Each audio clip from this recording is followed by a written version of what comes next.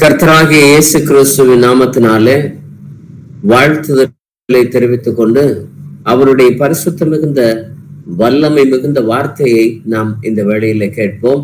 இன்றைய நாளினுடைய பைபிள் ஸ்டடிக்கு ஆதாரமாய் எபேசியருக்கு எழுதின நிருபம் 6வது அதிகாரம் 10 வரைக்கும் இருக்கக்கூடிய வசனங்களை வாசிக்க கேட்போமே. கடைசியாக என் சகோதரரே, கர்த்தரிலும் அவருடைய சத்துவத்தின் வல்லமையிலும் பலப்படுங்கள். நீங்கள் பிசாசின் தந்திரங்களோடு எதிர்த்து நிற்க திராணியுள்ளவர்கள் ஆகும்படி தேவனுடைய சர்வாயுத வர்க்கத்தையும் தரித்துக் கொள்ளுங்கள். ஏனெனில் மாம்சத்தோடும் இரத்தத்தோடும் அல்ல, துரைத்தனங்களோடும் அதிகாரங்களோடும் இப்பிரபஞ்சத்தின் அந்தகார லோகாதிபதிகளோடும் வான மண்டலங்களில் உள்ள பொல்லாத ஆவிகளின் சேனைகளோடும் நமக்கு போராட்டம் உண்டு. ஆகையால் தீங்கு நாளிலே அவைகளை நீங்கள் எதிர்க்கவும் சகலத்தையும் செய்து முடித்தவர்களாய் நிற்கவும் திராணி உள்ளவர்கள் ஆகும்படிக்கு தேவனுடைய சர்வாயுத வர்க்கத்தையும் எடுத்துக்கொள்ளுங்கள். சத்தியம் என்னும் கச்சையை அறையில் கட்டினவர்களாயும் நீதி என்னும் மார்க்கவசத்தை தரித்தவர்களாயும் சமாதானத்தின் சுவிசேஷத்திற்குரிய ஆயத்தம் என்னும் பாதரட்சையை கால்களிலே தொடுத்தவர்களாயும் பொல்லாங்கன் எய்யும் அக்னி அஸ்திரங்கள் எல்லாம் அவிழ்த்து போடத்தக்கதாய் எல்லாவற்றுக்கும் மேலாக விசுவாசம் என்னும் கேடகத்தை பிடித்து கொண்டவர்களாயும் நில்லுங்கள்.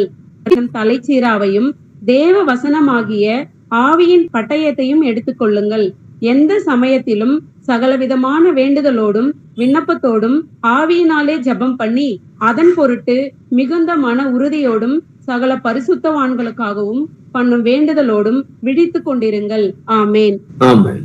தீங்கு நாளிலே நாம எதிர்த்து நிற்கக்கூடியவர்களாகவும் சகலத்தையும் செய்து முடித்தவர்களாகவும் நிற்கிறதற்கு திராணி உள்ளவர்களாகும்படிக்கு இருக்கணும்னா இப்ப நாம எல்லாருமே தேவனுடைய கடைசி காலகட்டத்துக்குள்ளார நாம் இருக்கிறோம் என்பதை விசுவசித்தவர்களாய் ஒன்றாய் சேர்ந்திருக்கிறோம்.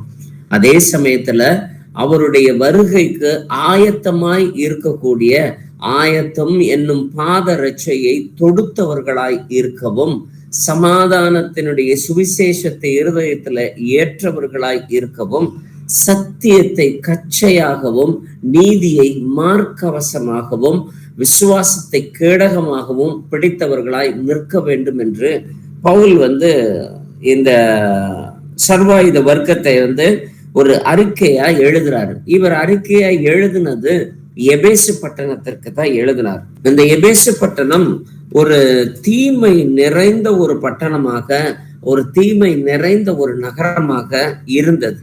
அந்த நகரத்துல விக்கிரக ஆராதனைக்காரர்கள் அதிகமாய் இருந்ததுனால அந்த விக்கிரக ஆராதனைக்குரிய ஒரு அம்சமா அவர்கள் நிறைய விபச்சாரத்திற்கு ஏற்ற பால் உணர்வுக்கு ஏற்ற பாவங்களுக்குள்ளார ஈடுபட்டவர்களாய் வந்தார்கள்.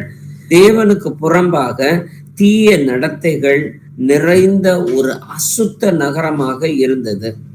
அங்கிருந்த சமய கோயில்கள்ல எல்லாத்துலயுமே தேவதாசிகள் நிறைந்தவர்களாய் இருந்தாங்க. சகல விதமான துர்க்கிரியைகள் எல்லாவற்றையுமே நிறைந்த பட்டணமாய் இருந்தது அந்த எபேசு பட்டணம்.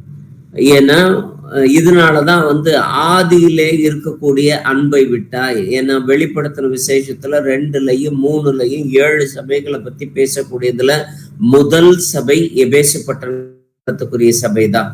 அந்த எபேசு பட்டணத்துக்குரிய சபையில அவர் நீங்க நல்ல விதத்துல விசுவாசத்தோட இருக்கிறீங்க, யார் அப்போஸ்தலர்னு கண்டுபிடிச்சு நீங்க நல்ல ஒரு விசுவாசத்தினுடைய போராட்டத்துக்குள்ளார கரெக்டா இருக்கிறீங்க, அது எல்லாத்தையுமே தெரிஞ்சதுக்கு அப்புறமேட்டும் ஆனா நிக்கோலாய் மதஸ்தாரனுடைய கொள்கை உங்களுக்குள்ளாகவே இருக்கிறது, ஆதியில இருக்கக்கூடிய அன்பும் உங்கள்கிட்ட இல்லாம போச்சு அப்படின்ற ஒரு கண்டிதத்துக்குள்ளார வர்றதுக்குரிய காரணம் அந்த பட்டணம் அசுத்தம், அக்கிரமம், தீமை நிறைஞ்ச ஒரு ரோம பேரரசினுடைய பட்டணம். ஏன்னா அந்த இடத்துல ரோமர்களும் கிரேக்கர்களும் அதிகமாய் இருந்த பட்டணம் அந்த எபேசு பட்டணம்.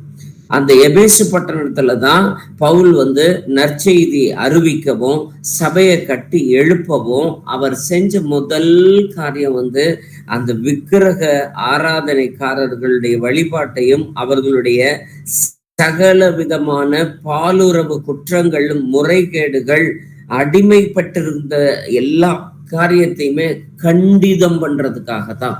அப்ப அந்த கண்டிதம் பண்றதுக்குரிய லெட்டர் எழுதுறது இப்படி சபையில இருக்கிறவங்களுக்கு எல்லாத்துக்குமே, எப்பா நீ இருக்கக்கூடிய சமுதாயம் ஒரு பொல்லாப்பான சமுதாயம், நீ இருக்கக்கூடிய சமுதாயத்துல நீ அப்படி லைட்டா வலுவுன சோதம் குமாரா பட்டணத்திற்கு ஒத்ததாய் அந்த இடத்துல, ஏன்னா லோத்து வந்து சோதம் குமார பட்டணத்துல அமர்ந்திருக்கும் பொழுது ராத்திரி முழுக்க அவர்களை பாதுகாக்கிறதுக்கு அவ்வளோ அல்லாடுறவனா இருந்தான். அவனும் வாசல் அருகே போய் உட்கார்ந்து இருந்து ராத்திரி முழுக்க வந்து அப்படி இருக்கிறவனாதான் அவனுடைய வாழ்க்கையே போக இருந்துச்சு சோதம் குமார பட்டணத்துல. ஆனா இந்த சர்வாயுத வர்க்கங்களை அந்த பட்டணத்திற்கு போதிக்கிறதுக்கு காரணம், இவங்க எல்லாமே அதிகாரம், இன்பம், மனிதர்கள் கொண்டிருந்த இச்சையின் காரணமாக எல்லாமே ஆட்டுவிக்கப்பட்டிருந்தாங்க, எல்லாமே ஆட்டுவிக்கப்பட்டு கொண்டிருந்தாங்க. அதனால அந்த லாபத்துக்காகவோ அல்லது ஒரு இச்சையான ஒரு இன்பத்துக்காகவோ ஓடக்கூடிய இந்த மனிதர்களை எப்படியாச்சும் திசை திருப்பணும். ஏன்னா கிரேக்கர்களுக்கு ரெண்டு விஷயத்தை தான் ரொம்ப வந்து முக்கியத்துவம் கொடுப்பாங்க. ஒண்ணு உள்ளம், இன்னொன்னு உடல். அந்த ஆத்மாவை பத்தி ஆவியை பத்தி எல்லாம் அவங்களுக்கு எல்லாம் கவலையே கிடையவே கிடையாது. அப்படி ஒண்ணு இருக்குங்கிறது அவங்களுக்கு நம்பவும் தெரியவும் தெரியாது. ஏன்னா அவங்க உயர்ந்த மதிப்பு கொடுக்கறது உள்ளத்துக்கும் உடலுக்கும் கொடுக்கக்கூடியதா தான் இருக்கும். மனிதனுடைய ஆவியை குறித்து அவர்கள் அதிகமா கவலைப்பட்டதே கிடையவே கிடையாது. அவங்களுடைய தினைக்கு இருக்கக்கூடிய அந்த மனோபாவம், வாழ்க்கையினுடைய மனோபாவம் என்னதுன்னா தேவனற்ற நிலையாகவும், அதாவது தெய்வ பயமே இல்லாம அவங்க எல்லாமே இருப்பாங்க. தேவனுக்கு விரோதமான நிலைமையே அவங்க காணப்படும். ஏன்னா அழகா உடை உடுத்தணும், அதுல வந்து நல்ல வாசனை திரவியங்களோடு கூட இருக்கணும், பகட்டா இருக்கணும், பெருமையா இருக்கணும் அப்படிங்கிற ஒரு அந்த உடலுக்குரியதையும், அந்த உள்ளத்துக்குரியது நல்ல சந்தோஷமா இருக்கணும், நிறைய படித்தவர்களா இருக்கணும், எல்லா இடத்துலயும் பெருமையா இருக்கணும் அப்படின்னு எந்த பக்கம் திரும்பினாலும் எங்குமே மனுஷனுடைய பிசாசனுடைய சக்திகள், தீய உலகத்தினுடைய தூண்டுதல்களுக்கு தங்களை ஒப்பு கொடுத்தவர்கள் நிறைந்த பட்டணம் இந்த பட்டணம். அதனாலதான் அவர் வந்து ஆகையினாலே தீங்கு நாளிலே நீங்கள் நிற்க திராணி உள்ளவர்களாகும்படிக்கு தேவனுடைய சர்வாயுத வர்க்கத்தை எடுத்துக்கொள்ளுங்கள், சத்தியம் என்னும் கச்சையை உங்களுடைய இடையில கட்டிக்கங்க. எப்பவுமே வந்து என்னது, எந்த ஒரு இடத்துலயுமே லைட்டா உரசிடக்கூடாது, பாவத்தோட உரசிடக்கூடாதுன்றதுக்காக சத்தியம் என்னும் கச்சையை நீ எப்ப பார்த்தாலும் கட்டிக்கிட்டே இருக்க வேண்டி இருக்குது அப்படின்னு சொல்லி பொல்லாங்கானுடைய அக்னி ஆஸ்திரம் எல்லா இடத்துலயுமே எய்யக்கூடியதாகும். எங்குமே பிசாசினுடைய சக்திகளுக்கும் தீய உலகத்தினுடைய தூண்டுதலுக்கும் நிறைந்த மக்கள் அந்த பட்டணத்துல இருந்தாங்க. அதனால விசுவாசிகள், அந்த சபையில இருக்கக்கூடிய விசுவாசிகள் எப்பொழுதுமே அந்த சத்தியம் என்னும் கச்சையில நீதி என்னும் மார்க்கவசத்தை தரித்தவர்களாய் இருக்க வேண்டும். அப்படி இருந்தோம்னாதான் தேவனுடைய கிருபைக்குள்ளார அவர்கள் நிலைத்திருக்க முடியும் அப்படிங்கிறத தெளிவா எழுதுறாரு. ஏன்னா 18வது வசனத்தை வாசித்து பார்த்தோம்னா, எந்த சமயத்திலுமே சகல விதமான வேண்டுதல்களோடும் விண்ணப்பத்தோடும் ஆவியிலே ஜெபம் பண்ணி, நீங்க ஜெபம் பண்றது எல்லாமே வெறும் வாய் வார்த்தையினால மாத்திரம் ஜெபம் பண்ணாம இந்த மன உறுதி அதன் பொருட்டு மிகுந்த மன உறுதியுடன் சகல பரிசுத்தவான்களுக்காகவும் வேண்டுதலோடும் விழித்து கொண்டிருங்கள். அந்த வசனங்கள் எல்லாமே அந்த உயிரோட்டத்தோடு கூட இன்னைக்குமே நாம இன்னைக்கு இருக்கக்கூடிய உலகம் எந்த பக்கம் திரும்பினாலும் உலகத்து பக்கத்துல நம்மளை இழுக்கிற அளவுக்கு பணம், பொருள், ஆசை, உலகத்தினுடைய சிற்றின்பம், சினிமா எல்லாவற்றையுமே நமக்கு கொண்டு வந்து சேர்க்கக்கூடியதா இருக்கும். எல்லா இடத்துலயுமே அந்த வேண்டுதலோடும் விண்ணப்பத்தோடும் ஆவியில ஜெபம் பண்ணுகிறவர்களாய் நாம் நிற்கும் பொழுது அந்த பாவத்தை எதிர்த்து நிற்கக்கூடிய அந்த சந்தர்ப்பம் எப்படிப்பட்ட சந்தர்ப்பமா இருக்கும் அப்படின்னா, நமக்கு வந்து ஒரு யுத்தத்துல போய் நிக்கிறவங்க மாதிரிதான். அந்த யுத்தத்துல போய் நிக்கிறவங்க சுத்தியிலும் எல்லா மன ரம்யமான சூழ்நிலைகள்ல இருக்க போறது கிடையாது. அந்த யுத்தத்தோடையும் இறந்து போன சடலங்களோடு கூட தான் நாம வந்து அந்த இடத்துல நிக்கிற மாதிரி இருக்கும். ஆனா அவைகளுக்கு மத்தியில மன உறுதியோடும் சகல பரிசுத்தவான்களுக்காகவும் ஜெபிக்கணும். முதலும் நம்மளுடைய ஜெபங்கள் எல்லாமே நமக்கு தான் ரொம்ப பெருசா இருக்கிற மாதிரியே இருந்துகிட்டு இருக்கும் பல சந்தர்ப்பங்கள்ல. ஆனா இந்த சர்வாயுத வர்க்கத்தினுடைய காரியங்கள்ல எல்லாவற்றையுமே சொல்லுவதற்கு அந்த பவுலு அந்த பட்டணத்துல இருக்கக்கூடிய அந்த பின்னணியை தெரிஞ்சதோட சேர்ந்து இந்த செய்திக்குள்ளார நாம் தொடர்ந்து கடந்து போவோமே. ரோமர் 6:13 வரைக்கும் இருக்கக்கூடிய வசனங்களை வாசிக்க கேட்போமே. நீங்கள் உங்கள் அவயங்களை அநீதியின் ஆயுதங்களாக பாவத்திற்கு ஒப்பு கொடாமல் உங்களை மரித்தோரிலிருந்து பிழைத்திருக்கிறவர்களாக தேவனுக்கு ஒப்பு கொடுத்து உங்கள் அவயங்களை நீதிக்குரிய ஆயுதங்களாக தேவனுக்கு ஒப்பு கொடுங்கள். நீங்கள் நியாய பிரமாணத்திற்கு கீழ்ப்பட்டிராமல் கிருபைக்கு கீழ்ப்பட்டிருக்கப்படியால் பாவம் உங்களை மேற்கொள்ள மாட்டாது. இதனால் என்ன? நாம் நியாய பிரமாணத்திற்கு கீழ்ப்பட்டிராமல் கிருபைக்கு கீழ்ப்பட்டிருக்கப்படியால் பாவம் செய்யலாமா? கூடாதே. ஆமேன். அப்போ நம்மளுடைய கை, கால், காது, வாய், எண்ணங்கள் எல்லாமே தேவனுடைய சர்வாயுத வர்க்கமாகவே மாறணுமா. நம்மளுடைய வாயை திறந்தா அதுல கர்த்தருடைய வார்த்தை நிறைந்த ஒரு பட்டயமா இருக்கும். நம்மளுடைய கைகளை தூக்கணும்னா அது விசுவாசம் என்னும் கேடகமா போய் நிக்கணும். நம்மளுடைய எண்ணங்கள் எல்லாவற்றையுமே அவ்வளவும் அந்த கவசமாகவே மாறி நிற்கிற பொழுது நம்மளுடைய அவயங்களை அநீதியின் ஆயுதமாய் ஒப்பு கொடுக்கிறதுக்கு பதிலா நீதிக்குரிய ஆயுதங்களாய் நம்மளுடைய அவயங்கள், சிந்தனைகள், பேச்சுக்கள், நம்மளுடைய செவிகள் எல்லாவற்றையுமே தேவனுக்கு ஏற்ற ஆயுதமாய் ஒப்பு கொடுக்கிற பொழுது கர்த்தர் அந்த இடத்துல நிறைவானதாய் இறுதி நாட்கள்ல நிற்கக்கூடியவர்களுக்கு திராணி உள்ளவர்களாய் நம்மளை மாற்றும்படிக்காய் தேவன் ஒரு சரியான ஒரு இடத்துக்குள்ளார கொண்டு போய் வைக்கிறதுக்கு நம்மை நிதானிக்க இந்த நாளிலே அழைக்கிறவராய் இருக்கிறார். ரோமருக்கு எழுதின நிருபம் 7:13 வாசிப்போமே. இப்படி இருக்க நன்மையானது எனக்கு மரணம் ஆயிற்றோ? அப்படி அல்ல, பாவமே எனக்கு மரணம் ஆயிற்று. பாவம் கற்பனையினாலே மிகுந்த பாவமுள்ளதாக்கும்படி அது நன்மையானதை கொண்டு எனக்கு மரணத்தை உண்டாக்கினதுனாலே பாவமாகவே விளங்கும்படிக்கு அப்படி ஆயிற்று. ஆமேன். அப்போ நன்மையானதை கொண்டு எனக்கு விளங்கும்படிக்காய். அப்ப இந்த வசனங்கள் எல்லாமே சத்தியம் என்னும் கச்சை அப்படிங்கிறது இந்த வசனம் தான். அதனாலதான் நம்மளுடைய சபையில எதை பேசினாலுமே, ஒரு கவுன்சிலிங் கொடுத்தாலும் சரி, நம்மளுடைய திருமணத்தை நடத்தி வச்சாலும் சரி, ஒரு மரணத்துக்குரிய காரியத்துல போய் பிரேயர் சொன்னாலும் சரி, அதுல 4 வசனத்தே ஆகணும். அந்த வசனத்தினாலதான் நன்மையாகவே எல்லாவற்றையும் மாற்ற தேவ கிருபை நமக்குள்ளாரே கொண்டு வரக்கூடியதா இருக்கும். ஏன்னா ரோமருக்கு எழுதின நிருபம் 8 35 வரைக்கும் இருக்கக்கூடிய வசனத்தை வாசிப்போம். நிமித்தம் எந்நேரமும் கொல்லப்படுகிறோம், அடிக்கப்படும் ஆடுகளைப் போல எண்ணப்படுகிறோம் என்று எழுதியிருக்கிறபடி நேரிட்டாலும் கிறிஸ்துவின் அன்பை விட்டு நம்மை பிரிப்பவன் யார்? உபதிரவமோ, வியாகுலமோ, துன்பமோ, பசியோ, நிர்வாணமோ, நாசமோசமோ, பட்டயமோ, இவைகள் எல்லாவற்றிலேயும் நாம் நம்மில் அன்பு கூறுகிறவராலே முற்றும் ஜெயம் கொள்ளுகிறவர்களாய் இருக்கிறோமே. மரணமானாலும் ஜீவனானாலும் தேவ தூதர்கள் ஆனாலும் அதிகாரங்கள் ஆனாலும் வல்லமைகள் ஆனாலும் நிகழ்காரியங்கள் ஆனாலும் வரும் காரியங்கள் ஆனாலும் உயர்வானாலும் தாழ்வானாலும் வேறெந்த சிருஷ்டியானாலும் நம்முடைய கர்த்தராகிய கிறிஸ்து இயேசுவில் உள்ள தேவனுடைய அன்பை விட்டு நம்மை பிரிக்க மாட்டாதென்று நிச்சயித்திருக்கிறேன். ஆமேன். ஏன்னா இதுல நம்மளைய பிரித்து எடுக்கக்கூடிய காரியங்கள் எல்லாத்துக்குமே வரிசையா ஒரு லிஸ்ட். மரணம், ஜீவன், தேவதூதர்கள், அதிகாரங்கள், வல்லமைகள், நிகழ்காரியங்கள், வரும் காரியங்கள், உயர்வு, தாழ்வு அப்படின்னு சொல்லிட்டு ஒரு லிஸ்டே சொல்லப்பட்டதா இருக்கிறது. அப்போ தேவனிடத்தில் அன்பு கூறுகிறவர்களுக்கு முற்றிலும் ஜெயம் கொள்ளுகிறவர்களாய் இருக்கிறோமே. அப்ப தேவனிடத்துல நாம் அன்பு கூறுகிறோம் என்று சொன்னால் என்னுடைய அவயங்கள் அனைத்தும் சர்வாயுத வர்க்கங்களாய் மாறிவிட்டது. அதுல பாவம் மேற்கொள்ளவே முடியாது. என்னை உமது நிமித்தம் நான் எந்த நேரமும் கொல்லப்படுகிறேன், அடிக்கப்படுகிற ஆட்டை போல எண்ணப்படுகிறேன் அப்படின்னு சொல்லக்கூடியது சங்கீதக்காரன் ஏற்கனவே சொன்ன வசனங்கள் தான் இந்த வசனங்கள். திரும்பவும் பவுல் ரோமர்களுக்கு எழுதக்கூடிய அந்த இடத்துல எப்படி இருந்தாலும் சரி, எனக்கு எந்த துன்பம் நேரிட்டாலும் சரி, கிறிஸ்துவின் அன்பை விட்டு என்னை பிரிக்கவே முடியாது.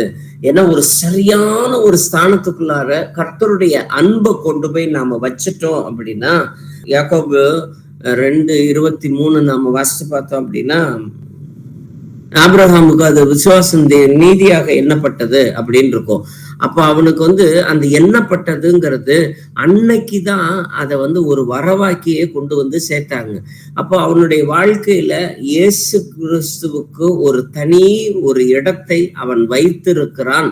அப்படிங்கிறதுனால கர்த்தரை தன்னுடைய சொந்த இரட்சகராய் ஏற்றுக்கொண்டது மாத்திரமல்ல, தன்னுடைய வாழ்க்கையில எல்லாவற்றிலும் அவருக்கு ஒரு சரியான ஒரு இடத்தை வச்சிருக்கிறான்றதுனால உயர்வானாலும், ஏன்னா மரணமானாலும், ஜீவனானாலும், துன்பமானாலும், வியாகுலமானாலும், பசியானாலும், நாசமோசம், எது பட்டயம் எது வந்தாலும் நான் என் கர்த்தரை விட்டு நான் திரும்பவும் மாட்டேன், திரும்பி என்னுடைய ஊருக்கு நான் போகவும் மாட்டேன் அப்படிங்கிற மாதிரி அவன் நெல்லி கிடியா நிக்கிறதுனால தேவனுடைய வல்லமை அவனுக்குள்ளார நீதியாக எண்ணப்பட்டது.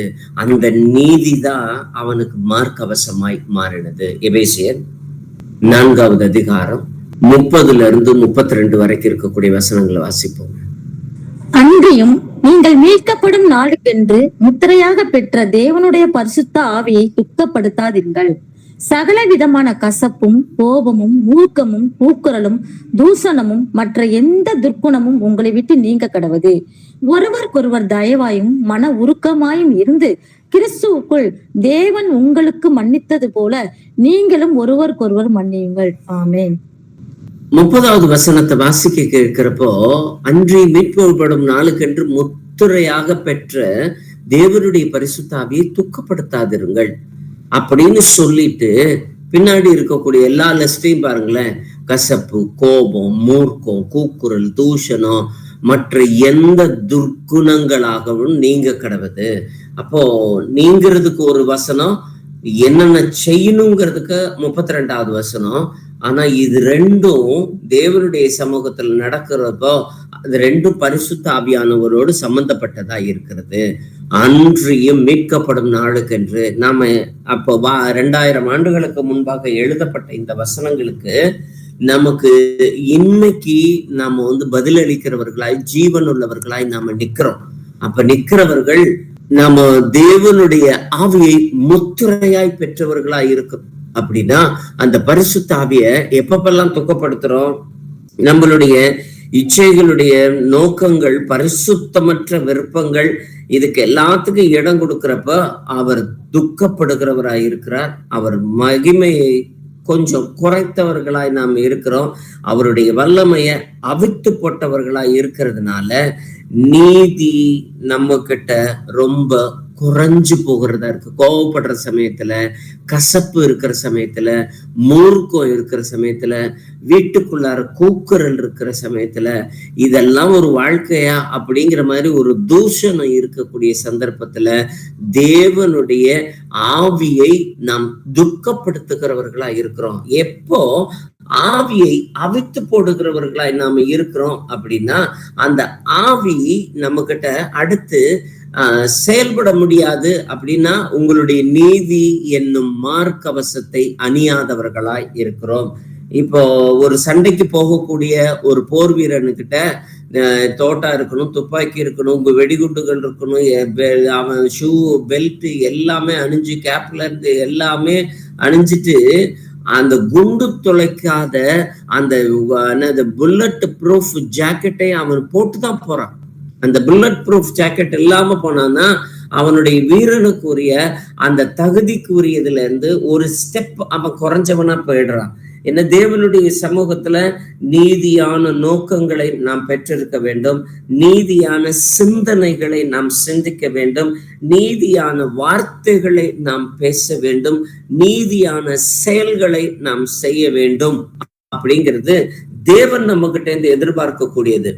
மனுஷர் சைட்ல இருந்து எதிர்பார்க்கக்கூடியது என்னன்னா, தேவனுடைய பார்வையில மாத்திரமல்ல, மற்றவர்களுடைய பார்வையிலும் கூட எளிதாக படக்கூடிய செயல்பாடுகள் நீதியாகவே காணப்படக்கூடியதா இருக்கும்.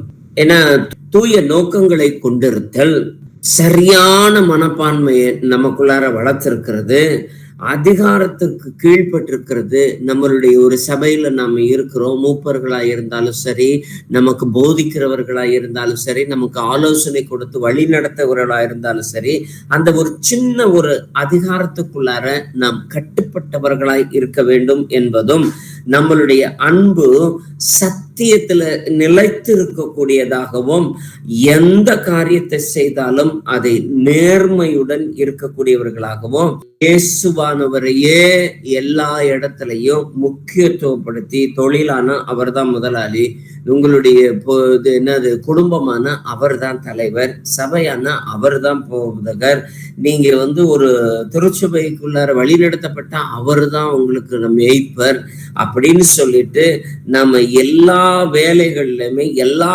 செயல்பாடுகளுமே இயேசு கிறிஸ்துவையே மையப்படுத்தி மகிழ்ச்சியோடு மற்றவர்களுக்கு ஊழியம் செய்யக்கூடியவர்களாய் நாம் இருக்கும் பொழுது மாத்திரமே ஆவியானவர் சந்தோஷப்படுகிறவராய் இருக்கிறார். இதெல்லாம் சேர்த்து செய்யறப்பதான் ஆவியானவர் சந்தோஷப்படுகிறவராய் இருக்கிறார். அப்போ நம்ம கிட்ட எப்ப அவ எல்லாமே குறையிற சமயத்துல ஆவியானவர் துக்கப்படுகிறவராய் இருந்து, அப்ப ஆவியானவர் துக்கப்படுகிறப்ப உங்ககிட்ட இருக்கக்கூடிய மார்க்கவசம் உங்ககிட்ட இருந்து கலட்டிட்டு எவனை விழுங்கலாமோ என்று வகை தேடக்கூடிய பிசாசுக்கு முன்னாடி நாம் போர் இடுகிறவர்களாகவும் அந்த யுத்தத்துல நிக்கிறவர்களாகவும் இருக்கக்கூடிய ஒரு வீரனாய் நிற்கிறோம். அப்போ கோலியாத்து தாவீத பாக்குறப்ப, நீ கோலும் அந்த கவனோடையும் வந்திருக்கக்கூடியதற்கு நான் என்ன நாயா அப்படின்னு சொல்லி கேட்டா. ஆனா இவனுக்கு ஆமான்னு பதில் சொல்லாம, நீ நிந்திக்கக்கூடிய அந்த தேவனுடைய பரிசுத்தம் மிகுந்த நாமத்துல நான் வந்திருக்கிறேன் அப்படின்னு சொல்லி அவன் கையை காட்டி பேசுற அளவுக்கு அவன் சிறுவனாய் இருந்தாலும் அவன் போட்டிருந்த கவசம் அத்தனையும், அவனுடைய அவயங்கள் அத்தனையும் தேவனுடைய சர்வாயுத வர்க்கத்தினாலே நிறைந்ததா இருக்கிறதுனாலே புறம்பான ஆயுத வர்க்கங்கள் எதுவுமே தேவைப்படாம இருக்குது.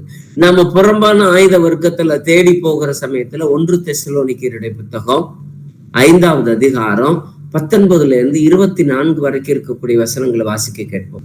ஆவியை அவித்து போடாதிருங்கள், தீர்க்க தரிசனங்களை அற்பமா எண்ணாதிருங்கள், எல்லாவற்றையும் சோதித்து பார்த்து நலமானதை பிடித்துக் கொள்ளுங்கள், பொல்லாங்காய் தோன்றுகிற எல்லாவற்றையும் விட்டு விலகுங்கள்.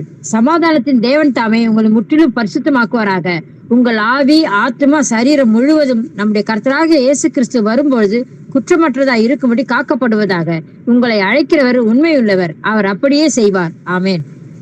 அவரு செய்யக்கூடிய விஷயத்துல எந்த ஒரு மாற்றமுமே இல்லாம தான் இருப்பார் கர்த்தர். அவர் அழைத்தவர் உண்மை உள்ளவர், அவர் அப்படியே செய்வார். ஆனா அந்த அப்படியே செய்யக்கூடிய அந்த இடத்துல நாம் எந்த ஒரு கரைதிரை இல்லாதவர்களாகவும் சரியான வாழ்க்கை வாழ்ந்து சரியான ஒரு பாதுகாப்பை அனுபவிக்கிறவர்களாய் நாம் தேவனுடைய சமூகத்துல நிற்பதற்கு திராணி உள்ளவர்களாக ஆகும்படிக்கு இந்த தெசலோனிக்கே பட்டணத்துல அந்த 19வது வசனம் ஆரம்பிக்கக்கூடியது, ஆவியை அவித்து போடாதிருங்கள். ஆவிய என்னைக்கு அவிச்சு போடுறோம் அப்படின்னா, இனி சொற்ப காலத்துல தேவனுடைய வருகை சமீபமாய் இருக்கிறது என்பது ஒரு தீர்க்க தரிசனம். இயேசு கிறிஸ்து மாத்திரமே தெய்வம், அவர் மாத்திரமே நமக்கு கொடுக்கப்பட்டிருக்கக்கூடிய சிருஷ்டி கர்த்தா அப்படிங்கிறது ஒரு தேவ ரகசியம். ரட்சிக்கப்படுவதற்கென்று புறஜாதியாரையும் சேர்த்து தேவனுடைய சமூகத்துல எடுத்துக்கொள்ளப்படுவோம் என்பது தேவனுடைய ரகசியம். அந்த ரகசியத்தை வெளிப்படுத்துவதற்காகவே நாம் சபையாக கட்டப்பட்டவர்களாய் இருக்கிறோம். இது எல்லாத்திலையுமே தேவனுடைய நீதி அதிகமாய் செயல்படுது. அந்த நீதியை நாம் பின்பற்றுகிற பொழுதுதான் உன்னுடைய மார்க்கவசம் நீதி என்னும் மார்க்கவசமா இருக்கும். இல்லைங்கிற பட்சத்துல நாம் தேவன் கொடுக்கக்கூடிய அந்த வஸ்திரத்தை நாம் அணியவே முடியாது. ஏன்னா இன்னைக்கே நம்ம பாவத்தினாலேயோ, அநீதியினாலேயோ, கோபத்தினாலேயோ, கலகத்தினாலேயோ, உலகத்தின் பூர்வமா இருக்கக்கூடிய போராட்டத்தினாலேயோ நம்மளுடைய சரீரங்களையும் அவயங்களையும் நாம் சேதப்படுத்தி விட்டோம் என்றால் இது அழிவில்லாத ஒரு சரீரமாய் மாறுவதற்கு தகுதியற்றதாய் போய்விடும். வெளிப்படுத்தின விசேஷம் 3வது அதிகாரம் 4-6 வரைக்கும் இருக்கக்கூடிய வசனத்தை வாசிப்போமே. ஆனாலும் தங்கள் வஸ்திரங்களை அசுசிப்படுத்தாத சில பேர் சர்தையிலும் உனக்குண்டு. அவர்கள் பாத்திரவான்கள் ஆனபடியால் வெண் வஸ்திரம் தரித்து என்னோட கூட நடப்பார்கள். ஜெயம் கொள்ளுகிறவன் எவனோ அவனுக்கு வெண் வஸ்திரம் தரிப்பிக்கப்படும். ஜீவ புஸ்தகத்திலிருந்து அவனுடைய நாமத்தை நான் கிறுக்கி போடாமல் என் பிதா முன்பாகவும் அவருடைய தூதர் முன்பாகவும் அவன் நாமத்தை அறிக்கையிடுவேன். ஆவியானவர் சபைகளுக்கு சொல்லுகிறதை காதுள்ளவன் கேட்க கடவன் என்று எழுது. ஆமேன். இந்த சர்தை பட்டணத்திற்கு, அந்த சர்தை சபைக்கு எழுதக்கூடியப்போ அப்போஸ்தலருடைய வார்த்தையை கொஞ்சம் கவனமா கவனிங்களேன். எவன் தங்களுடைய வஸ்திரங்களை அசுசிப்படுத்தாதபடிக்கு, சில பேர் என்னது சர்தை சபையில உண்டு. அந்த அசுசிப்படுத்தாத சில சபையர் அந்த சர்தை சபையில இருந்தாங்க. அப்போ வஸ்திரத்தை கூட அசுசிப்படுத்துதல் அப்படிங்கிறது உலகத்தின் பூர்வமான உலகத்தினுடைய போக்குல நடத்தாதபடிக்கு ஆவியானவரை மகிமை நிறைந்தவராய், மகத்துவம் நிறைந்தவராய் நாம நிறுத்துறது எப்ப அப்படின்னா நம்மளுடைய செயல்பாடுகள்ல நம்மளுடைய வஸ்திரம் கூட அசுசிப்படாதபடிக்கு இருக்கிறபடிக்கு காத்து கொள்றதுனாலதான். சாத்ராக், மேஷாக், ஆபத்நேகோ இவங்களுடைய வஸ்திரங்கள் அசுசிப்படாம இருந்ததுனாலதான் அவர்களுடைய வஸ்திரங்களுடைய அக்கினி வாசனை கூட அந்த சூளைக்குள்ளார போயிட்டு வரப்ப எடுக்கவே இல்லை. அந்த அக்கினி வாசனை கூட அடிக்கப்படாதபடிக்கு அவர்கள் வஸ்திரங்கள் வெண் வஸ்திரமாய் தரிக்கப்பட்டதாய் இருந்தது. அப்படி நம்மளுடைய வஸ்திரம் அசூசிப்படாதபடிக்கு அப்படின்னா நம்மளுடைய பாவமே எந்த ஒரு ரூபத்திலையுமே உள்ளார வராதபடிக்கு இருக்கிறவன் தான் ஜெயம் கொள்ளுகிறவன். அந்த ஜெயம் கொள்ளுகிறவன் எவனோ அவனுக்கு வெண் வஸ்திரம் தரிப்பிக்கப்படும் அப்படின்னு வெளிப்படுத்தின விசேஷத்துல சர்தை சபைக்கு சொன்ன வார்த்தைய முடிக்கிறப்ப எப்படி இருக்குது? ஆவியானவர் சபைக்கு சொல்லுகிறதவை காதுள்ளவன் கேட்க கடவன் என்று எழுது. ஏன்னா இதுல நம்ம எப்படி நாம இவைகளை எல்லாவற்றையுமே கேட்கிறோம் அப்படிங்கிறது எல்லாமே, ஏன்னா தேவன் சும்மா நம்மளை உயர்த்தல. 1 சாமுவேலுடைய புத்தகம் 2வது அதிகாரம் 8வது வசனத்தை வாசிக்க கேட்போமே.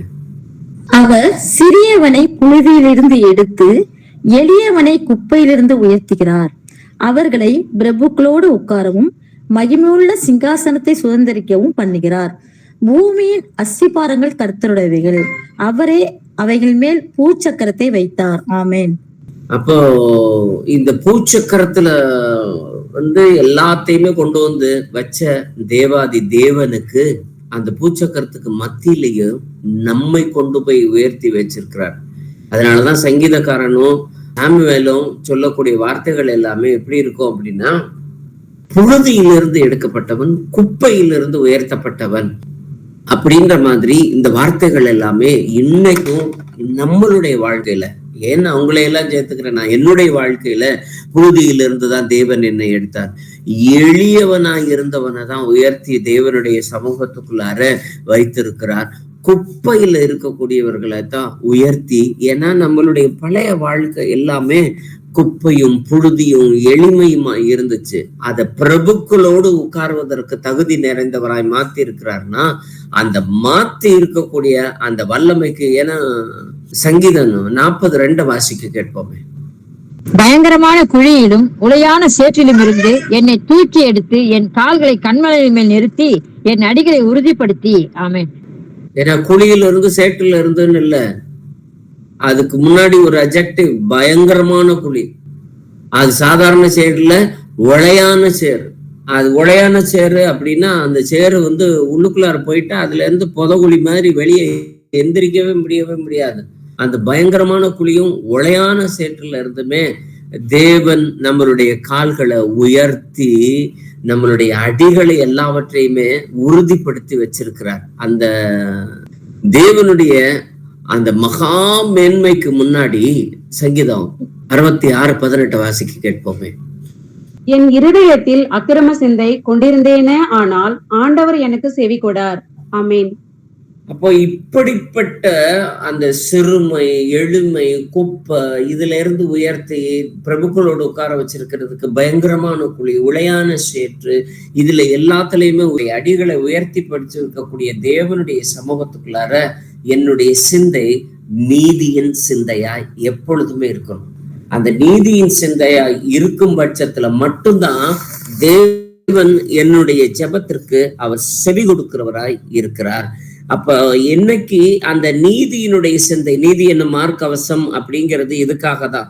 சத்தியம் என்னும் கச்சை, நீதி என்னும் மார்க்கவசமும், ரட்சிப்பு என்னும் தலைசீரா, இது எல்லாமே எதுக்காக அப்படின்னா என்னுடைய சிந்தை தேவனுடைய சமூகத்துல நீதி உள்ள ஒரு சிந்தையாய் இருக்க வேண்டும் என்பதற்காக தான்.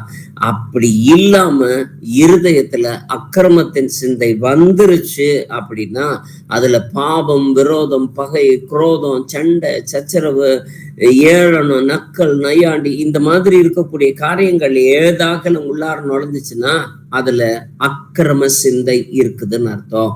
அப்போ அவனுடைய எந்த வார்த்தைக்குமே தேவன் செவி கொடுக்கவே மாட்டார். என்னுடைய விண்ணப்பங்கள் எல்லாமே வெற்று காட்டுல சிலம்பம் பண்ணுகிறவர் தாண்டி போகுது அப்படிங்கிற மாதிரிலாம் நம்ம சொல்றோம். அப்படின்னா அதற்கு எல்லாத்துக்கும் காரணம் தேவனுடைய சமூகத்துல என்னுடைய சிந்தை நீதியினுடைய சிந்தையாய் இருக்க வேண்டும். நாம ஆபிரகாமினுடைய காரியத்துல நாம பாக்குறப்போ யாக்கோபு 2:23 வாசிப்போமே. அப்படியே ஆபிரகாம் தேவனை விசுவாசித்தான், அது அவனுக்கு நீதியாக எண்ணப்பட்டது என்கிற வேத வாக்கியம் நிறைவேறிற்று. அவன் தேவனுடைய சிநேகிதன் எண்ணப்பட்டான். ஆமென். கவனிங்க, நாம தேவன் மீது வச்சிருக்கக்கூடிய விசுவாசம்தான். ஏன்னா இது நாள் வரைக்கும் நீங்க கட்டட சபையிலேயோ காணிக்கை சபையிலேயோ வேற எந்த இடத்துலயுமே நம்மளுடைய விசுவாசம் எப்படி அப்படின்னா தேவனுக்கு கொடுக்க வேண்டிய சரியான இடத்தை நாம கொடுக்காம வச்சிருந்தோம். அந்த தேவனுக்கு கொடுக்க வேண்டிய இடம் 3-1 இருந்திருக்கும், அல்லது பல விசுவாசத்துக்கு ஏதுவா இருக்கக்கூடிய தெய்வங்கள் வச்சிருக்கக்கூடிய இவங்க பரிந்து பேசுவாங்க, அவங்க பரிந்து பேசுவாங்க, அவங்க மூலியமா நம்ம ஜெபம் அடிக்கலாம் அப்படின்னு சொல்லிட்டு ஒரு செகண்ட் கிரேடா நாம வச்சிருந்த நேரத்துல எல்லாத்துலயுமே அது எல்லாமே நீதியாக எண்ணப்படல. நீதியாக எண்ணப்படலைனாலே அடுத்த அதனுடைய ஆப்போசிட் வேர்டு அது அநீதியாக தான் எண்ணப்பட்டதா இருந்துச்சு. அப்ப தேவனுடைய சமூகத்துல அவன் வணங்கின எல்லா காரியத்தை காட்டிலும் தேவனை மாத்திரமே எல்லா இடத்திலுமே விசுவாசித்தான். இவர் ஒருத்தர் மாத்திரமே எனக்கு உதவி செய்கிறவர், இவர் ஒருத்தர் மாத்திரமே நான் செவி கொடுப்பேன், இவர் சொல்றது மாத்திரமே நான் செய்வேன். புள்ள இருந்தாலும் சரி, பிள்ளை இல்லைனாலும் சரி, அண்ணன் மகன் லோத்து என் கூட இருந்தாலும் சரி, அவன் இல்லைனாலும் சரி, ஆடுகள் இருந்தாலும் சரி, ஒட்டகங்கள் இல்லைனாலும் சரி, எப்படி எது இருந்தாலும் இல்லைனாலும் தேவனை அவன் விசுவாசித்தான். போற இடமெல்லாம் எனக்கு ரொம்ப பெரிய பிரச்சனை இல்லாமலாம் இல்லை, மனைவியை பாதுகாக்கிறதே ஒரு பெரிய ப்ராப்ளமாவே இருந்துகிட்டு இருந்துச்சு. பஞ்சத்துக்கு நடுவுலயே அவன் கடந்து போனவனா இருந்தான். எல்லாத்துக்கும் மத்தியிலையுமே அவன் தேவனை மாத்திரமே விசுவாசித்தான். அதனாலதான் அந்த விசுவாசம்தான் அவனுக்கு நீதியாக எண்ணப்பட்டது. அதனாலதான் அவன் சிநேகிதன் எனப்பட்டான். இந்த காரியத்தை நம்மளுடைய வாழ்க்கையிலையும் நாம பிரயாசத்தை படுத்துற சமயத்துல தேவனுடைய வல்லமை நமக்குள்ளார கடந்து வரப்படும். நாமளும் தேவனுடைய சிநேகிதன் எனப்படுவோம். யாக்கோபு 5:16 நீங்கள் சொஸ்தமடையும்படிக்கு உங்கள் குற்றங்களை ஒருவருக்கு அறிக்கையிட்டு ஒருவருக்காக ஒருவர் ஜெபம் பண்ணுங்கள். நீதிமான் செய்யும் ஊக்கமான வேண்டுதல் மிகவும் பலனுள்ளதா இருக்கிறது. ஆமென். எப்போ உங்களுடைய நீதி தேவனுடைய சமூகத்துல எண்ணப்பட்டதாய் அக்கௌண்டபிள் ஆயிடுச்சு, அப்பதான் அக்கௌண்டபிள் ஆகுது. என்னைக்கு நீங்க இயேசு கிறிஸ்துவை சொந்த ரட்சகராய் ஏற்று அவருக்கு தான் ஃபர்ஸ்ட் ஸ்டாண்டு அப்படிங்கிறத என்னைக்கு நீங்க கொடுக்க ஆரம்பிச்சீங்களோ அன்னைக்குதான் அது நீதியாக எண்ணப்பட்டது. அதுக்கு அப்புறமேட்டு தான் அவருடைய இரத்தத்தினால கழுவப்பட்ட நீதிமான்களாய் நாம மாறுறோம். அதுக்கு அப்புறமேட்டு தான் நீதிமான் செய்யும் ஊக்கமான வேண்டுதல் மிகவும் பலனுள்ளதாய் இருக்கிறது. இந்த விசுவாசம், நாம வச்சிருக்கக்கூடிய விசுவாசம் நம்மளுடைய ஊக்கமான வேண்டுதலை பலனுள்ளதாய் மாற்றி இருக்குது. அது தேவனுடைய சமூகத்துல மிகுந்த பிரயோஜனம் உள்ளதாய் மாற்றி இருக்குது. அதனால சங்கீதம் 45:6-7 வாசிப்போம். தேவனே, உமது சிங்காசனம் என்றென்றைக்கும் உள்ளது. உமது ராஜ்யத்தின் செங்கோல் நீதியுள்ள செங்கோலாய் இருக்கிறது. நீ நீதியை விரும்பி அக்கிரமத்தை வெறுக்கிறீர். ஆதலால் தேவனே, உம்முடைய தேவன் உமது தோழரை பார்க்கிலும் உம்மை ஆனந்த தைலத்தினால் அபிஷேகம் பண்ணினார். ஆமேன். தேவனுடைய ராஜ்யத்துல செங்கோல் இருக்குது. அந்த செங்கோல் சாதாரண செங்கோல் இல்ல, நீதி உள்ள செங்கோலாய் இருக்கிறது. அந்த நீதி தேவன் கொடுக்கக்கூடிய ஒரு அதிகாரமாய் இருக்கிறது. அவர் கொடுத்த ஒரு அதிகாரம் நம்ம வாசிப்போமே, எபிரேயர் 1:8 வாசிப்போமே. குமாரனை நோக்கி, தேவனே, உம்முடைய சிங்காசனம் என்றென்றைக்கும் உள்ளது. உம்முடைய ராஜ்யத்தின் செங்கோல் நீதியுள்ள செங்கோலாய் இருக்கிறது. ஆமேன். தேவன் ஆதாமையும் ஏவாளையும் படைத்த பொழுது இந்த பூமியில இருக்கக்கூடிய சகலவற்றையுமே ஆண்டு கொள்ளுங்கள் அப்படிங்கிற மாதிரிதான், பலுகி பெருகுங்கள், எல்லாவற்றையும் பண்படுத்துங்க அப்படிங்கிற மாதிரிதான் கொண்டு வந்து விட்டாரு. அவன் கையில நீதி உள்ள செங்கோல் இருந்துச்சு. அவன் சகல அதிகாரத்திலுமே அவன் அது வரைக்கும் வேர்வை சிந்து உழைத்தவனா இல்ல, வழிகளோடு பிரசவிக்க கூடியவனாய் ஏவாளும் இல்ல. அவங்களுடைய காரியங்கள் எல்லாமே தேவனுடைய சமூகத்துக்குள்ளார, அந்த ஏதேன் தேட்டத்துக்குள்ளார திவ்யமும் மதுரமுமாய் இருந்துச்சு. ஏன்னா அவர்கள் கையில நீதியின் செங்கோல் அவர்களுடைய கையில இருந்துச்சு. ஆனா எப்போ தேவனுடைய சமூகத்தில இருந்து அவர்கள் விரட்டப்பட்டார்களோ, அந்த விரட்டப்படுவதற்கு காரணம் பாவம் அவர்களுக்கு மத்தியிலே உண்டானுச்சோ, அந்த கசப்பு அந்த தேவனுடைய சமூகத்தை விட்டு அவர்களை தூர தள்ளுச்சு. தூர தள்ளினப்ப அந்த தேவனுடைய சாயல்ல இருந்து முழுமையா படைக்கப்பட்டவன் முழுமையா நீக்கப்பட்டவனாய் மாறிட்டான். அவனுடைய அதிகாரத்தை அவன் இழந்தான். நல்லா தெரிஞ்சுக்குங்க, உங்களுடைய ஜெபத்துக்குரிய அதிகாரம், உங்களுடைய வாழ்க்கைக்குரிய அதிகாரம் எல்லாமே சின்ன பாவமா இருந்தாலும் சரி, பெரிய பாவமா இருந்தாலும் சரி, அதிகாரத்தை இழக்க செய்யும். நம்மளுடைய ஒவ்வொரு காரியமும் நாம தேவனுடைய சமூகத்துல வைத்திருக்கக்கூடிய அதிகாரத்தை இழக்க செய்யும். அதிகாரம் இழந்து போயிடுச்சு அப்படின்னா நாம தேவனுடைய சமூகத்துல நிற்க திராணியற்றவர்களா. ஏன்னா என்னுடைய கோல் நீதி உள்ள செங்கோலா இல்லை, வெறும் கோலா தான் இருக்கும். அது எப்போ நம்மளுடைய எல்லார் கோலையும் அவன் பேரு எழுதி கொண்டாந்து வைக்கிறப்ப ஆரோனுடைய கோல் மட்டும் தரித்தது. காரணம் அது நீதியினுடைய கோலா இருந்துச்சு. அவனுடைய சமூக ஆரோன்கிட்டையும் மோசே கிட்டையும் தேவனுடைய சமூகத்துல இருக்கக்கூடிய நீதி கரெக்டா இருந்துச்சு. எந்த சமயத்துல தேவையோ அந்த சமயத்துல பிரயோஜனப்படுத்தக்கூடிய விதத்துல சர்வாயுத வர்க்கம் நம்ம கிட்ட தரிக்கப்பட்டவர்களா இருக்கும் பொழுது தேவன் நமக்கு நன்மை செய்கிறவராய் தொற்றி தெரிகிறவராய் இருக்கிறார். எபிரேயர் 5:7 வாசிப்போம். அவர் மாம்சத்தில் இருந்த நாட்களில் தம்மை மரணத்தில் நின்று ரட்சிக்க வல்லமை உள்ளவரை நோக்கி பலத்த சத்தத்தோடும் கண்ணீரோடும் விண்ணப்பம் பண்ணி வேண்டுதல் செய்து நமக்கு உண்டான பயபக்தி நிமித்தம் கேட்கப்பட்டு. ஆமென். இப்போ மாம்சத்துல இருந்த வரைக்கும் அவருடைய சத்தத்தோடும் கண்ணீரோடும் விண்ணப்பம் பண்ணி வேண்டுதல் செய்து அந்த பயபக்தி எல்லாத்தையுமே சேர்த்து வச்சு வணங்குறப்பதான் நம்மளுடைய அந்த ஜெபம் நமக்கு எல்லா விதத்திலையுமே வல்லமை உள்ளதாய் பலத்த சத்தத்தோடு நேர்மையான தேவனுடைய சமூகத்துல நம்மளுடைய வார்த்தைகளை தெரிவிக்கவும் கர்த்தர் அந்த இடத்துல பேசவும் ஜெபம் நம்மளுடைய சர்வாயுத வர்க்கத்தை பலப்படுத்தக்கூடியதா இருக்கிறது. அதனாலதான் 1 பேதுருல 3வது அதிகாரம் 7வது வசனம் சொல்லுகிறதன்படி வேற எதுக்குமே தடை வராதபடிக்கு வாசிக்க கேட்போமே.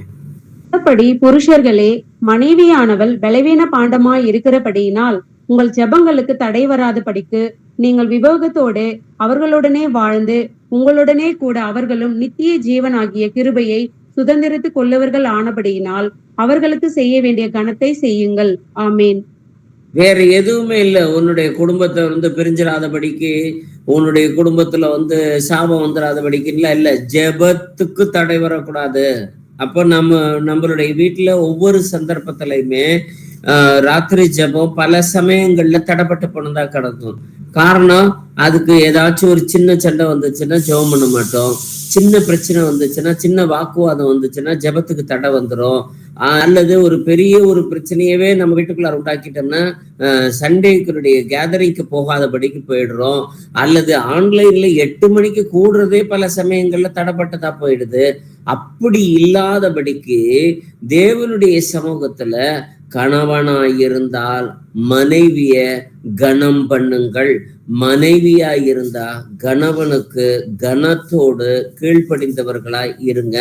அப்போ உங்களுடைய ஜெபத்திற்கு தடை வராதபடிக்கு, அந்த ஜெபம் பலனுள்ளதா இருக்கிறதுனால, உங்களுடைய நீதிய அது பெருக பண்ணுகிறதா இருக்கிறதுனால, கொர்நேலியுக்கு அவனுடைய ஜெபம் நீதியாக எண்ணப்பட்டுச்சு, அவனுடைய தான தர்மங்களும் நீதியா எண்ணப்பட்டுச்சு. அதனாலதான் அவனுக்கு புறஜாதியா இருந்தாலும் ஞானஸ்தானத்திற்கு முன்பாகவே பரிசுத்த ஆவியானவர் இறங்கி வர்றத அவரோடு கூட இருக்கக்கூடிய எல்லா சீஷர்களும் பார்க்கக்கூடிய விதத்துல சேதனம் உள்ள யூதர்களும் காட்டு வியந்தார்கள், ஆச்சரியப்பட்டார்கள் அப்படின்னு வசனம் சொல்லுது. அப்படி ஆச்சரியப்படக்கூடிய விதத்துல தேவனுடைய வல்லமை இறங்கி வர்றதுக்குரிய காரணம் என்னது அப்படின்னா, அவர்களுடைய ஜெபம் அவர்களுடைய நீதியை பெருசாக்கி வச்சிருந்துச்சு. நம்மளுடைய ஜெபம் நம்மளுடைய நீதியை பெருசாக்குற அளவுக்கு நம்மளுடைய ஜெபங்கள் இருக்குதா? சற்றே சிந்தித்து பார்ப்போம். 2 கொரிந்தியருடைய புத்தகம் 7வது அதிகாரம் 1 வசனத்தை வாசிப்போமே. இப்படிப்பட்ட வாக்கு தத்தங்கள் நமக்கு உண்டாயிருக்கபடியினால் பிரியமானவர்களே, மாமிசத்திலும் ஆவியிலும் உண்டான எல்லா அசையும் நீங்க நம்மை சுத்திகரித்துக் கொண்டு பரிசுத்தமாக்குதலை தேவ பயத்தோடு பூர்ணப்படுத்த கடுவோம். ஆமேன். தேவ பயத்தோடு பூர்ணப்படுத்த கடுவோம். சும்மா எல்லாம் இல்லவே இல்லை. நம்ம கிட்ட இருக்கக்கூடிய எல்லா காரியத்திலுமே நமக்கு ரட்சிக்கப்பட்டிருக்கிறோமா, ஒரே ஞானஸ்தானம் வாங்கிட்டோம், பைபிளை தூக்கிட்டோம், அதனால நாம ரட்சிக்கப்பட்டுட்டோன்ற ஒரு சூழல்ல நாம் உட்கார்ந்து இருக்கிறவர்களாய் இல்ல. நம்மளுடைய பரிசுத்தமாக்குதல் பூர்ணமாக்கப்படணும். அந்த தேவ பயத்தோட அது பூரணமாக்கப்படணும். அப்படின்ற பட்சத்துலதான் அந்த இடத்துல வசனம் எப்படி சொல்லுதுன்னா, மாம்சத்திலும் ஆவியிலும் உண்டான எல்லா அசூசியும் நீங்க. அப்போ மாம்சத்திலையும் ஒரு சில அசூசிகள் உண்டாகுது, ஆவியிலும் ஒரு சில அசூசிகள் உண்டாகுது. பாவம் அப்படிங்கிறது நாம ஏதோ கெட்ட வார்த்தை பேசல, நான் உலகபூர்வமா இருக்கக்கூடிய அவங்கள போல இல்லை, இவங்கள போல இல்லை அப்படின்னு சொல்லிட்டு மாம்சபூர்வமாய் மாத்திரம் பார்த்துட்டு ஆவியிலே பெருமை, அழுக்கு, வைராக்கியம், கோபம், எரிச்சல், இது எல்லாமே ஆவிக்குள்ளார கொண்டு போய் வச்சுக்கிட்டு உட்காந்துட்டு இருந்தோம் அப்படின்னா அது அசூசிப்பட்டிருக்கோம், நீதி செத்து போனதா இருக்கும். நம்மளுடைய நீதி அந்த இடத்துல ஒரு உயிரோட்டம் உள்ளதாவே இருக்கிறதுக்கான வாய்ப்பு இல்லாமலே இருக்கும். அதனாலதான் எல்லா அசூசியும் நீங்க, அது மாம்சத்துக்கு உண்டான அசூசியா இருந்தாலும் சரி, ஆவிக்குரிய அசூசியா இருந்தாலும் சரி, ரெண்டுமே நீங்கப்படுகிற சமயத்துலதான் நாம் தேவனுடைய சமூகத்துல பூரணப்படுத்த கடவோம். அப்ப பூரணமா மாறுறதற்கு, இந்த செயல்பாடை செய்வதற்கு தான் இன்னைக்கு ஆவியானவர் நம்மளை அழைக்கிறவரா இருக்கிறார். ஏன்னா அசுத்தமானதை தொடக்கூட கூடாது அப்படின்னா நம்ம இன்னும் பேசி பார்க்கிறோம், அதை ரசிக்க பழகிக்கிறோம். 2 கொரிந்தியருடைய புத்தகம் 6வது அதிகாரம் 17வது வசனத்தை வாசிப்போமே. ஆனபடியால் நீங்கள் அவர்கள் நடுவிலிருந்து புறப்பட்டு பிரிந்து போய் அசுத்தமானதை தொடாதிருங்கள் என்று கர்த்தர் சொல்லுகிறார். ஆமென். இப்போ அந்த அசுத்தமானது அவங்களுக்கு நடுவுல இருக்குது அப்படின்னு தெரிஞ்சிருச்சு அப்படின்னா அங்கிருந்து போயிடணும். யோசேப்பு செஞ்சது மாதிரி தன்னுடைய ஆடையை விலக்கி விட்டுட்டு கூட அவன் ஓடி போயிட்டான். அதனாலதான் அது அவனுக்கு நீதியாக எண்ணப்பட்டது. ஆபிரகாமும் லோத்தும் 2 பேரும் பிரிஞ்சு போகிறப்ப சோதோம் குமார பட்டணத்துக்கு 2 பேருமே சரி வா நீ போறியா நானும் கூட வரேன் அப்படிங்கிற மாதிரி போகிறதுக்கான சந்தர்ப்பம் உண்டு. நீ கிழக்க போனா நான் மேற்க போறேங்கிற அளவுக்கு மாறுறதுக்குரிய காரணம் எந்த ஒரு விதத்திலுமே அவன் அசூசிப்படாதபடிக்கு அவன் பாதுகாத்து கொண்டான். யாக்கோபு தன்னுடைய மாமன் வீட்டுக்கு போகிறான் அப்படின்னா அந்த திருமண காரியத்துல அவன் அசூசிப்படக்கூடாது அப்படிங்கிறதற்காக மட்டும்தான் தாய் தகப்பன் அவனை இந்த இடத்துல இருந்து அனுப்பி விடுறாங்க. அவனும் கீழ்ப்படிஞ்சு போறான். ஏசா அப்படி கீழ்ப்படியல. மாம்சத்திலும் ஆவியிலும் உண்டான எல்லா அசூசியும் நீங்க தேவனுடைய சமூகத்துல மாம்சத்துக்கு மாத்திரம் இல்ல, ஆவியிலையும் அசூசி நீங்கப்படணும். அந்த நீங்கப்படுறதற்காக தான் தேவன் நம்மை இந்த வேளையில அசுத்தத்தை தொடாதீர்கள் அப்படின்னு சொல்லிட்டு நம்மை அழைக்கிறவராய் இருக்கிறார். 1 பேதுரு 3வது அதிகாரம் 12வது வசனத்தை வாசிப்போமே. கர்த்தருடைய கண்கள் நீதிமான்கள் மேல் நோக்கமாய் இருக்கிறது, அவருடைய செவிகள் அவர்கள் வேண்டுதலுக்கு கவனமாய் இருக்கிறது, தீமை செய்கிறவர்களுக்கோ கர்த்தருடைய முகம் விரோதமாய் இருக்கிறது. ஆமேன். இன்னைக்கு நாம அநீதிய எல்லாத்தையுமே விட்டுட்டு நீதிய மார்க்கவசமா நான் எடுத்துக்கிறேன், நீதியை மாத்திரம் தான் நான் யோசிக்கிறேன், நீதியானது எதுவோ, சத்தியமானது எதுவோ, தேவனுக்கு உகந்தது எதுவோ அதை மட்டும் நான் யோசிக்கிறேன் அப்படின்னா கர்த்தருடைய கண்கள் நம்ம மேல நோக்கமா இருக்கும். வேற எது மேலேயும் இருக்குதோ இல்லையோ, தேவனுடைய கண்கள் எப்போதுமே நம்ம மேல நோக்கமாய் இருக்கும். அவர்களுடைய வேண்டுதல்களுக்கு மேல கவனமாய் இருக்கிறது. கர்த்தருடைய கண்கள் இவ எப்படா கேட்பா அப்படிங்கிற மாதிரி. ஏன்னா ஆபிரகாமுக்கு அவன் கேட்டது ஒரே ஒரு பிள்ளைதான் கேட்டான். ஆனா கடல் மணல் திரையான சந்ததியை தர்றதும், வானத்து நட்சத்திரங்களுக்கு ஒத்ததா இருக்கக்கூடிய சந்ததியை தர்றதும் தேவனுடைய விருப்பமாய் இருக்கிறது. ஆகார் ஒரே ஒரு துருத்தி தண்ணியை தான் கேட்டான். இன்னைக்கு வரைக்கும் ஓடக்கூடிய ஒரு நீரோடைய உருவாக்கி கொடுக்கிறது தேவனுடைய சமூகத்துல அலாதி பிரியமா இருக்கிறது.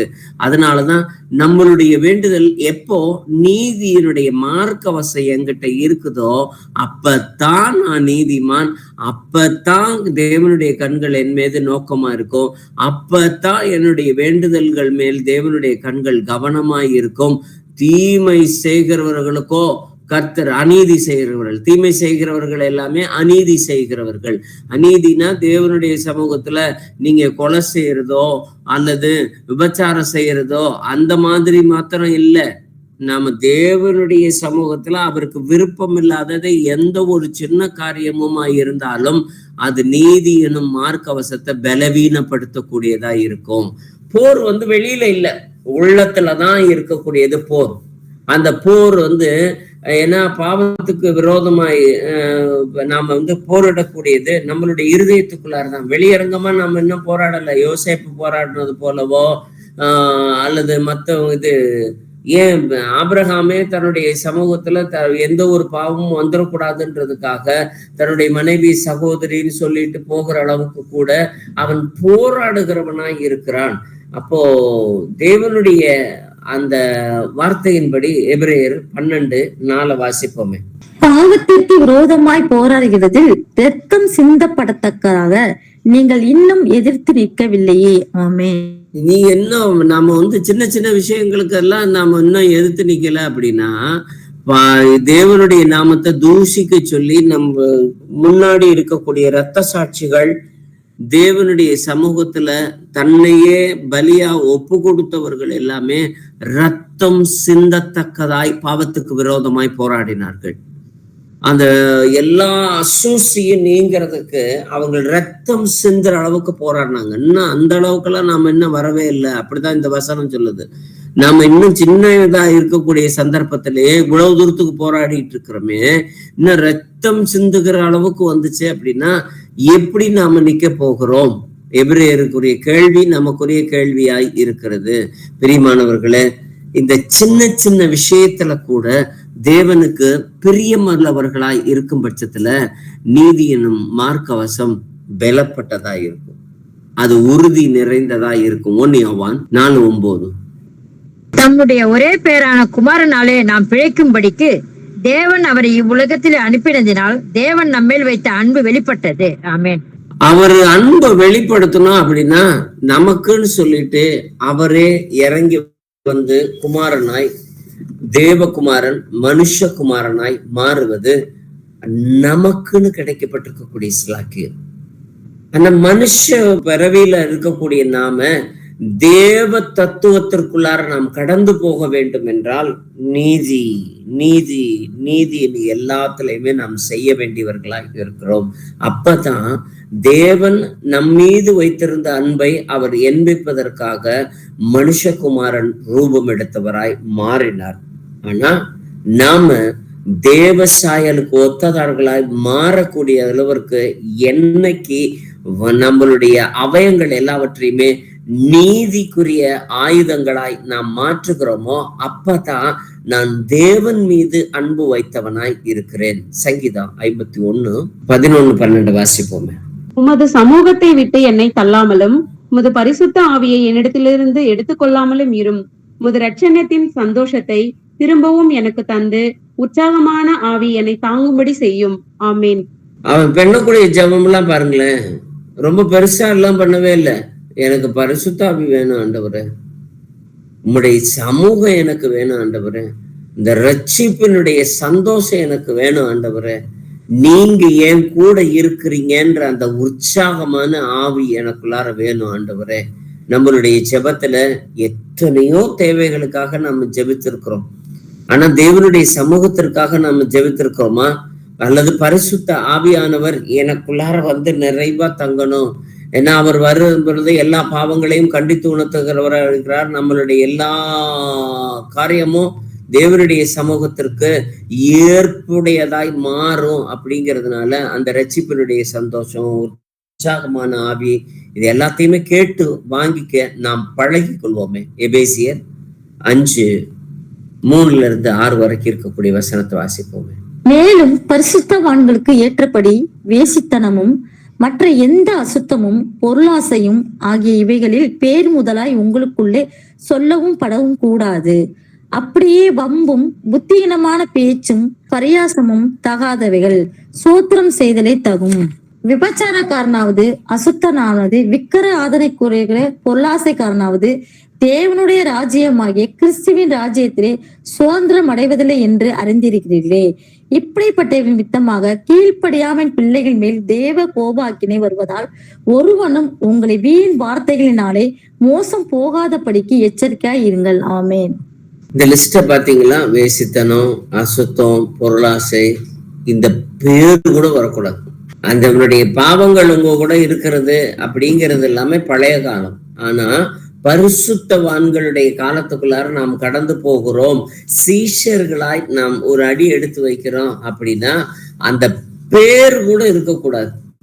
இது பொருளாசை, நாம வச்சிருக்கக்கூடியது இது ஒரு பொருளாசை, நாம ஒன்றுக்கு மேல சேர்க்கிறவங்களா இருக்கிறோம், அல்லது ஒரு காரியத்தின் மேல ரொம்ப ஆர்வமாய் இருக்கிறோம் அப்படிங்கிற மாதிரிலாம் இருக்கிறப்போ அதெல்லாமே பொருளாசை. அந்த பேர் கூட இல்லாதபடிக்கு நம்மளுடைய காரியங்கள் எல்லாமே விழிப்பாய் இருக்க வேண்டியவர்களாய் இருக்கிறோம். அதனாலதான் வீண் வார்த்தைகளினாலே மோசம் போகாதபடிக்கு எச்சரிக்கையாயிருங்கள்.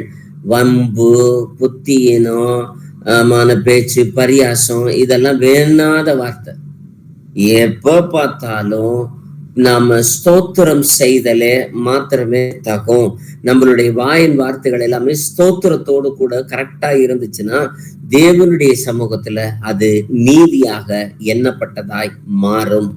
அந்த மற்றபடி நாம இந்த வீண் வார்த்தைகளினால திரும்ப திரும்ப திரும்ப திரும்ப நம்ம அசூசிப்படுத்திக்கிட்டே போயிட்டு இருந்தோம்னா நம்மளுடைய நீதி குலைஞ்சு போகும், மார்க்கவசம் பலவீனப்பட்டு போகும்.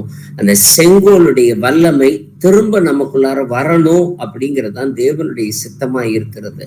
அந்த செங்கோலுடைய வல்லமை வராதபடிக்கு பிசாசானவன் எல்லாத்தையுமே மோசம் போக்குகிறவனாய் இருக்கிறான். அதனால மிகுந்த எச்சரிக்கை உள்ளவர்களாய் இருக்க வேண்டும் என்பது தேவனுடைய சித்தமாய் இருக்கிறது. ரோமர் 5:9 வாசிப்போம். இப்படி நாம் அவருடைய ரத்தத்தினாலே நீதிமானாக ஆக்கப்பட்டிருக்க கோபாக்கினைக்கு நீங்களாக அவராலே நாம் ரட்சிக்கப்படுவது அதிக நிச்சயமாமே. ஆமென். அப்ப இப்படி அவருடைய ரத்தத்தினால நீதிமான்கள் ஆக்கப்பட்டதுனால அன்னைக்கு நாம என்னைக்கு ஞானஸ்நானம் வாங்கணுமோ அன்னைக்கு அவருடைய பரிசுத்த வல்லமைக்குள்ளார நாம் இறங்கினோம். அவருடைய பரிசுத்த ரத்தத்திற்குள்ளார நாம் மரித்தவர்களாய் அடக்கம் செய்யப்பட்டோம். அப்படி நம்மை ஒப்பு கொடுத்தது மாத்திரம் இல்லாம அன்னைக்கு கிடைக்கப்பட்ட அந்த நீதிய நாம இன்னைக்கு வரைக்கும் காக்கப்படுகிறவர்களாய் காத்து கொண்டவர்களாய் இருக்கும் பட்சத்துலதான் கோபாக்கினைக்கு நீங்கினவர்களாய் இருப்போம். அதிக நிச்சயமாய் ரட்சிக்கப்பட்டவர்களாய் இருப்போம். பல சமயங்கள்ல நான் திரும்ப திரும்ப சொல்றேன், நீங்க ஞானஸ்தானம் வாங்கின உடனே உங்களுடைய பேர் பரலோகத்துல எழுதப்பட்டிருக்குன்னு சொல்லப்படக்கூடிய வார்த்தைகளை, வீண் வார்த்தைகளை நம்பாதீர்கள். அந்த பரலோகத்துக்கு போகிறதற்கான முதல் படி ஞானஸ்தானம் வாங்குறோம். ஏன்னா யோவான்கிட்ட ஞானஸ்தானம் வாங்கின அத்தனை பேருமே இயேசு கிறிஸ்துவின் நாமத்தினாலே ரட்சிக்கப்பட்டவர்கள் அல்ல. இயேசு கிறிஸ்துவின் நாமத்தினாலே ஞானஸ்தானம் வாங்கின அத்தனை பேருமே அவருடைய ராஜ்யத்திற்குள்ளார சுதந்திரவாளிகளாய் ஏற்றுக்கொள்ளப்படுவார்களா அப்படின்னா, இறுதி பரியந்தம் வரைக்கும் நிலைத்திருக்கிறவனே தேவனுடைய சமூகத்துல ராஜ்யத்துல ஏற்றுக்கொள்ளப்படுகிறவனாய் இருப்பான். கடைசியா நம்ம வாசிப்போமே, ரோமர் எழுதின நிருபம் 8வது அதிகாரம் 1 வசனத்தை வாசிப்போமே. ஆனபடியால் கிறிஸ்து இயேசுவுக்கு உட்பட்டவர்களாய் இருந்து மாம்சத்தின்படி நடவாமல் ஆவியின்படியே நடக்கிறவர்களுக்கு ஆக்கினை தீர்ப்பில்லை. ஆமேன். அப்போ நாம ஆவியின்படி நடக்கிறவர்களாய் மாற வேண்டும் என்பதுதான் தேவனுடைய அநாதி தீர்மானம். அதனால நம்மை ஆக்கினை தீர்ப்புக்கு இல்லாதபடிக்கு ஒப்பு கொடுக்க நம்மை நாமே நிதானித்து அறிவோம். உங்களுடைய நீதி எனும் மார்க்கவசம் எவ்வளவு பலமுள்ளதாய் இருக்கிறது என்பதை இந்த நாளில நாம் நிதானித்து பார்க்கிறவர்களாய் இருப்போம். நீதி எனும் மார்க்கவசத்தை நாம் தரித்தவர்களாய் இருக்கிறோமா, அல்லது நிராயுதபாணியாய் நாம் யுத்தத்துல நிற்கிறவர்களாய் இருக்கிறோமா? யோசித்து பார்ப்போமே.